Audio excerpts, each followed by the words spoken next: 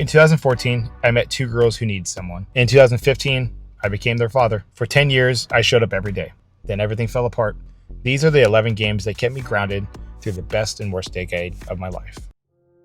In 2015, I turned 30, moved to a new city, became a stepfather of two girls. There's no tutorial for stepping into that role. No manual, you just had to figure it out. Fallout 4 came out that November. I've always loved Fallout. The VAT system, the companions, the ability to save before every big decision. If I screwed up, reload, try again. Real life doesn't really give you that. You make choices as a parent and you live with it. I was learning how to be a father in a world that just doesn't let you reload.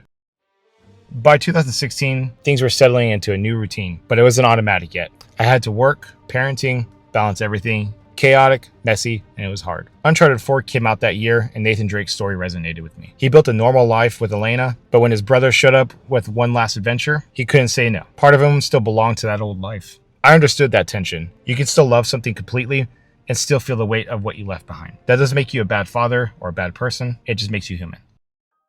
Fatherhood didn't come naturally to me. The respect fluctuated. I dealt with anger, stress, the weight of learning something I'd never trained for. Breath of the Wild came out in 2017, and I didn't like it at first. Weapons broke, the map was blank. I didn't know what I was supposed to do, but I stuck with it, and somewhere along the way, it all clicked. Fatherhood was kind of the same. Not a single moment where I figured it out. It just became more natural because I refused to quit. So 2018 was a milestone year. This is where I bought my first house, found my footing in my career. The girls were 10 and 12 at the time. No longer little kids that I had to handhold. My role was shifting. I was less managing their every move, more helping them with managing their own lives. And I started seeing pieces of myself in them. That's when Marvel's Spider-Man came out that year. It got Peter Parker right. His values, his responsibility, the way he sees potential in Miles and invests in it. That's what fatherhood really felt like in 2018. I saw what they could become, and I kept investing. 2019 was surprisingly quiet. We bought the house before my career stabilized. The girls were 11 and 13, finding their own interests finally. After years of chaos, things had settled. That's when Jedi Fallen Order came out that fall. Cal Kestis became one of my favorite Star Wars characters. A guy who didn't know what he was doing, stepped into a path he really just didn't expect, and he just kept surviving. But that's not what I remember most about the game. One of my greatest and fondest memories is I remember sitting on the couch, my youngest next to me, watching me play. Every time I died, and I died a lot, I turned to her and said, this was your fault. She laughed because she knew she had nothing to do with it. She would ask if I wanted something to drink or eat. She'd just be there with me. And that's what fatherhood looked like in 2019. Not lessons, not lectures, just being in the same room, laughing at the same stupid joke. So this is a bit of a longer one. 2020 was one of the hardest years of everyone's lives. The pandemic hit, 4 of us home 24/7. No one was getting the space they needed, but I couldn't stop. I shifted careers, I took courses, poured myself into growth because sitting there felt like drowning. Inside the house, I stepped back into my protector mode. My family needed me to be steady, so that's what I became. Persona 5 really got me through that year. It's 100 plus hours of style, story, and the best soundtrack in gaming. I'd play in the living room, headset on when the content got too mature, but my oldest would hear the music and start dancing in the hallway. She loved everything about it. She wanted to play it herself. And that's when I told her, when you're older, you can play it. But occasionally she'd still sit nearby, vibing to the soundtrack, and it became ours. That game is about rejecting comfort for truth. There's a character who offers to erase everyone's pain, give them perfect lives, no trauma, no struggle. And you have to say no because a life without struggle isn't what you earn. And you know what? I kind of felt that in my bones. I've been through things in my life I wouldn't wish on anyone. But those struggles made me who I am. And that messy truth is mine, and I earned that.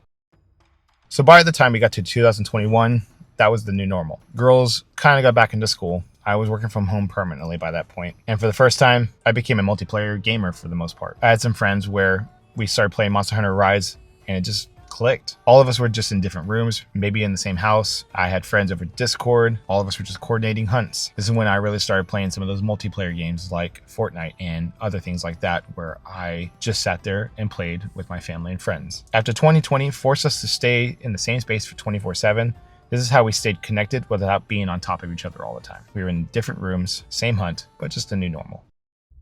So here we are. 2022 was the year everything just really shifted in my life. My oldest was 16.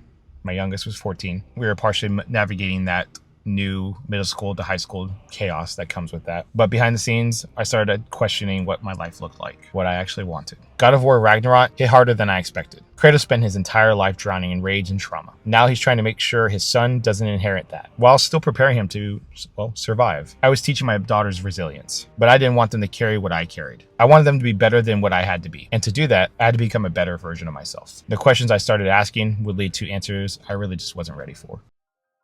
2023 was one of the worst years of my life. The questions from 2022 demanded answers. Those answers changed everything. Unfortunately, I lost one of my dogs. He was 18 years old. I switched jobs. The oldest was 17 at that point, deep into work, and she was in band. My youngest was 15, and she was just really getting the groove of high school. The games that used to connect us anymore, no one wanted to be around each other. That's when Tears of the Kingdom came into play. Tears of the Kingdom came out that year, and I just really could not put it down. It was opposite from whenever I played Breath of the Wild. It really hit me hard. In Hyrule, problems had solutions. Sacrifice meant something. When my life was falling apart, Tears of the Kingdom was that one place where things still made sense.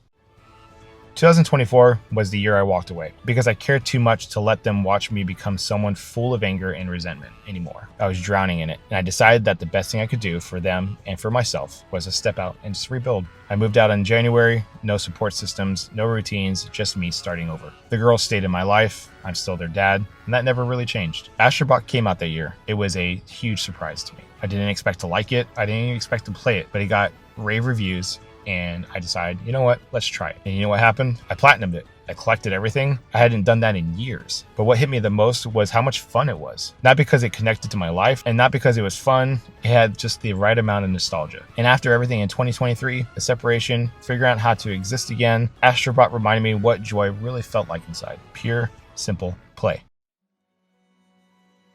So in my previous videos, I did 10 videos. I'm doing the 11th one this year, simply because I turned 40 this year, and 2025 was my year of starting over. The girls and I found rhythm. I'm a grandfather now, and I'm building a new life with a new partner and new people. That's when Clair Obscur Expedition 33 came out this year. The game is about grief, a mother that just can't let go of her son, so she traps everyone in a painting, a false world, because she can't accept that he's gone. I chose the Verso ending. He sacrifices himself so everyone else can move forward, so his mother can finally let go. I stayed in something longer than I should have, trying to hold it all together. I could have left earlier, but I didn't because it seemed like the right thing to do. Eventually, I had to let it all go. Not because I wanted to, but because holding on was keeping everyone trapped. Letting go isn't giving up.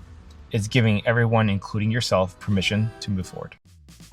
So here I am. I turned 40 this year. 40 years of gaming, from NES in 1985 to Clair Obscur in 2025. In my childhood, games brought me patience. In my teens, they taught me how to feel. In my 20s, they kept me grounded. And in my 30s, games were the constant through everything. Through becoming a father, through the pandemic, through the hardest decisions I ever made, they kept the glue together when everything else was falling apart. Life is full of change. You'll never make perfect choices. Sometimes the best decision in the moment becomes the hardest to live with. But if you stay open, willing to adapt, and get out of survival mode long enough just to live, you'll make it through. I'm a gamer, I'm a dad, I'm a new grandfather, and I'm still here. For now, this is the end of the decade of the gaming series. 4 videos, 40 years. If you do want to see what comes next, subscribe.